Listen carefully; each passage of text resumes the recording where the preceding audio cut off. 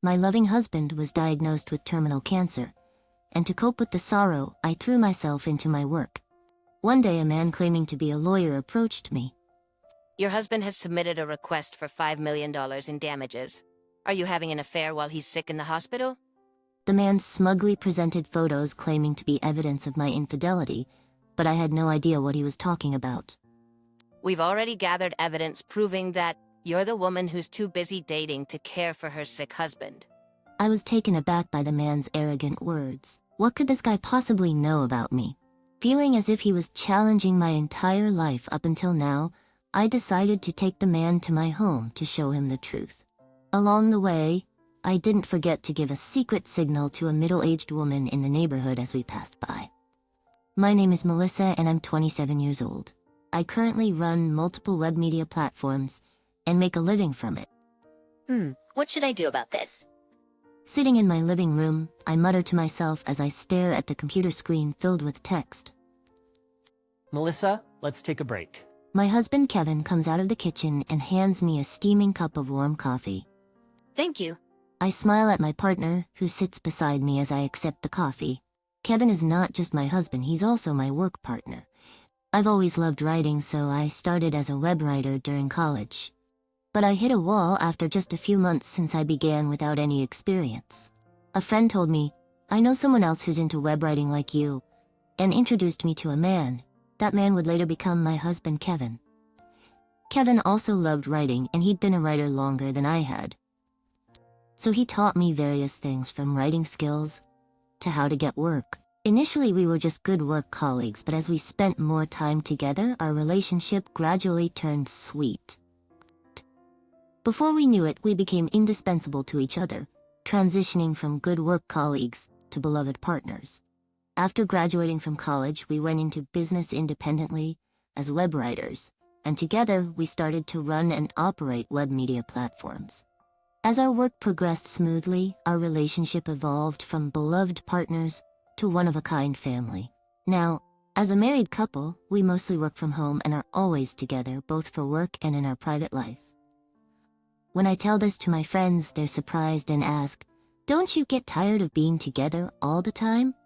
But whether it's because we're on the same wavelength or something else, we actually find it quite comfortable. It's probably also thanks to Kevin's calm and gentle personality.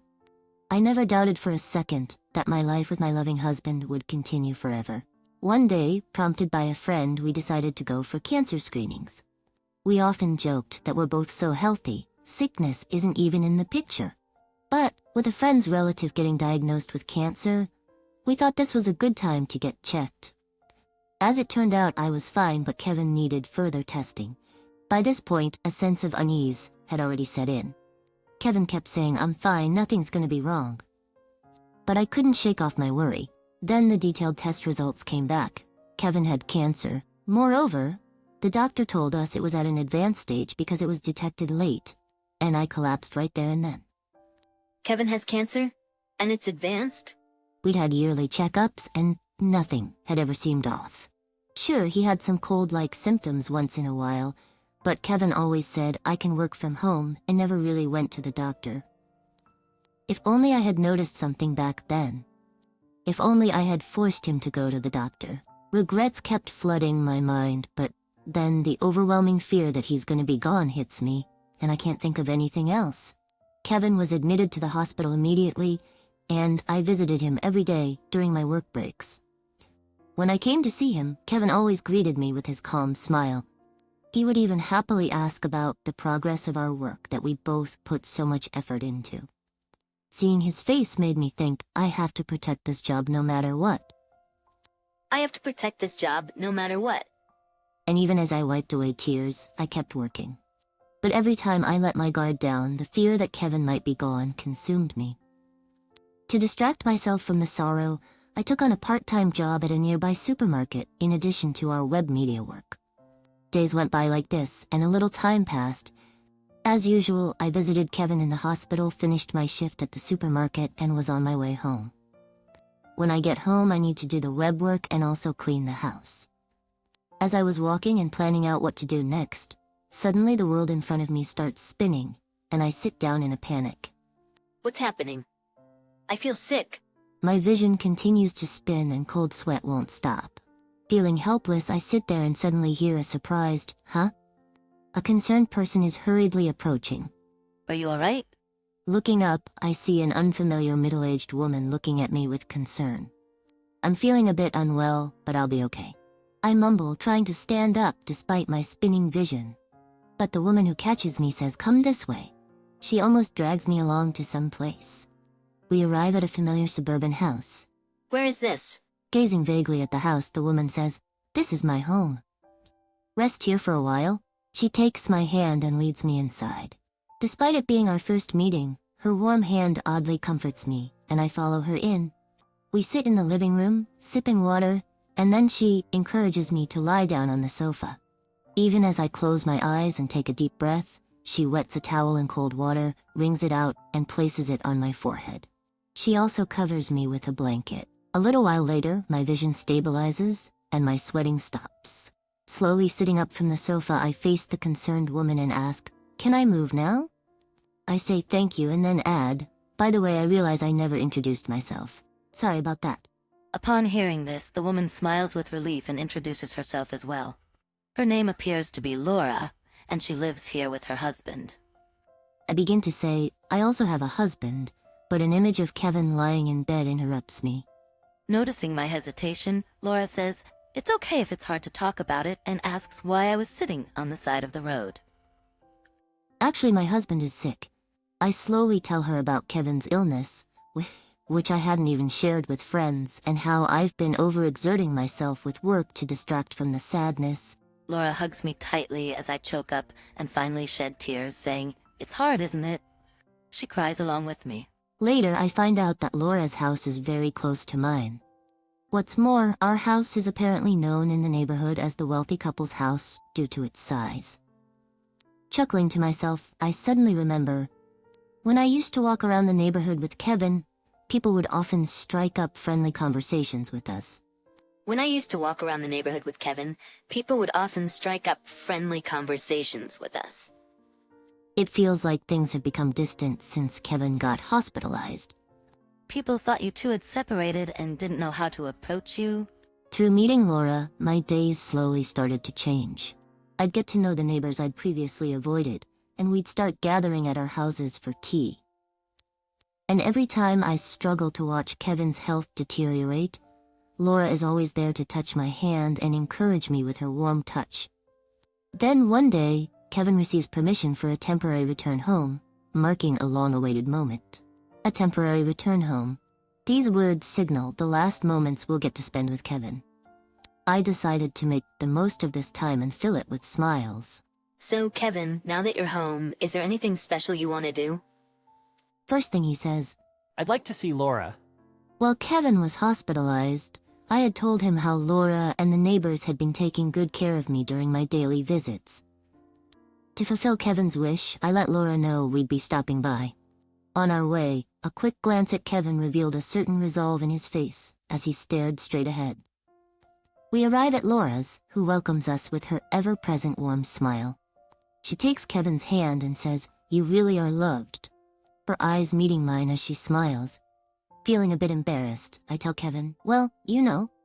Our eyes meeting, his face a mix of laughter and tears. During a break in the conversation, as I'm about to head back to the living room from the restroom, I overhear Kevin's earnest voice from the other side of the door. I listen closely and realize he's talking about me. Please look after Melissa when I'm gone. Hearing those words, I felt a stinging pain at the back of my nose and realized tears were falling.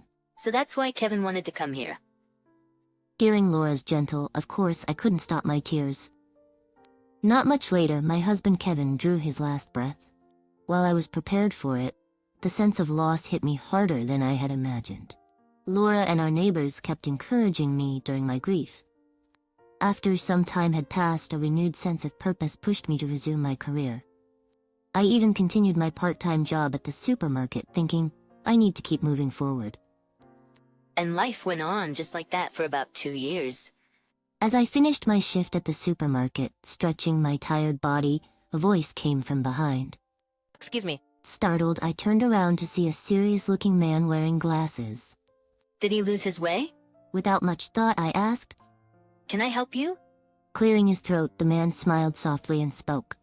I apologize for the sudden intrusion. I'm a lawyer. You're Melissa, correct? May I speak with you?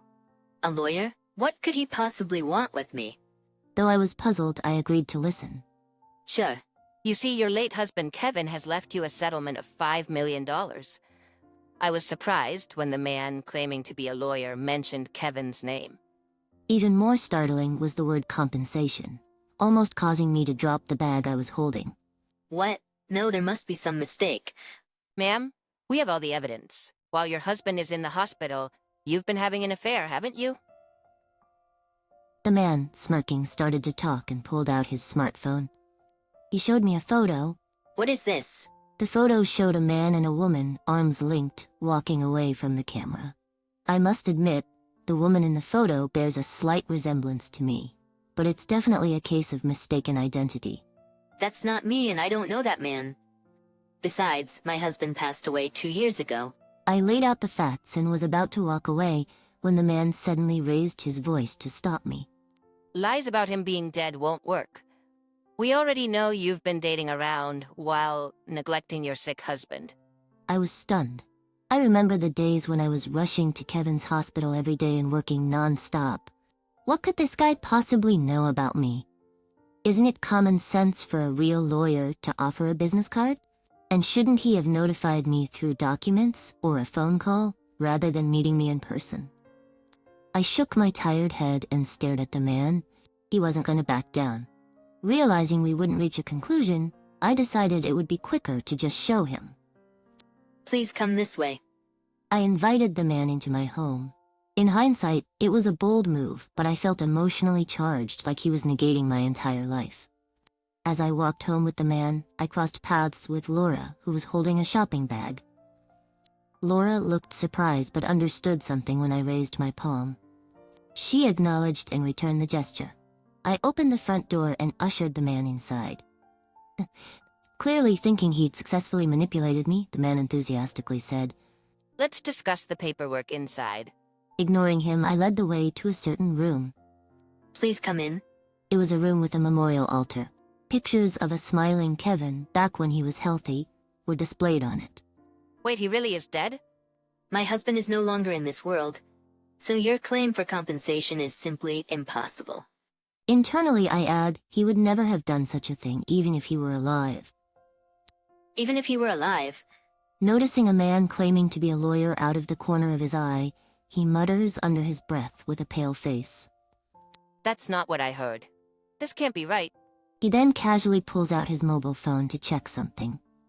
I subtly peek at the screen of the mobile phone from behind, and there I see a photo of a vibrant Kevin taken before his battle with illness. What's the meaning of this?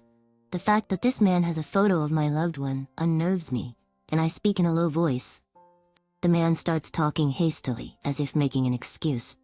According to him, he purchased information about me and Kevin, who are known as a wealthy couple in the neighborhood, from a man claiming to be an informant. His intention was to scam us. The information said, the husband of the wealthy couple is in the hospital. The wife is emotionally vulnerable. Moreover, the informant had tried to squeeze more money out of the man by feeding him a lie that your wife is cheating on you. Even providing fake evidence photos to back up the claim. I had no idea he was dead. That guy tricked me. The irony of the scammer himself being scammed leaves me sighing in disbelief. Then, the man who had been mumbling to himself stands up straight and looks at me with a creepy smile, saying, "Well, if I'm caught, I'm caught." A shiver runs down my spine and I break into a cold sweat. Just as the man takes a step toward me, the sound of hurried footsteps comes from the entrance, and a moment later, several officers burst in shouting, "Police!" The tension I'd been unconsciously holding releases and I collapse on the spot. Thank God they made it in time. I think back to the moment when I crossed paths with Laura on the street a few minutes earlier. In reality, the hand I'd raised to Laura wasn't just a simple greeting. After Kevin's death, Laura taught me the SOS hand signal, simply a raised palm with a clenched thumb, saying, even without words, "You can say help me." Betting that the signal would get through, I used it. Probably understanding my SOS, Laura must have called the police. Staring at Kevin's photo on the altar, I silently apologize in my heart. I'm sorry for putting you in harm's way. In the photo, Kevin seems to be smiling as if to say, it can't be helped. It can't be helped. The arrested man, upon questioning, turns out to have committed multiple frauds before and will likely serve a fairly long prison sentence. I also heard that the notorious informant has been caught. A few days later, when I visited Laura's place with a thank you gift, she scolded me. You shouldn't let a suspicious man into your house. Laura had noticed my SOS and was going to intervene, but decided it was better to let the police handle it. Then she gently taps me on the head, as if to imprint her words. Kevin asked me to look out for you, so please don't do anything dangerous from now on. At those words, tears well up in my eyes. Ever since then, I've been living happy days, helped by Laura and the folks in the neighborhood. Today, I put my hands together in front of the photo of Kevin on the altar. Even in a world without you, there are plenty of people who help me. You can rest easy. I whisper to myself. When I gently open my eyes, there's a comforting smile that seems to watch over me. Smiling back, I say, "All right, let's get to it today," and stand up with enthusiasm.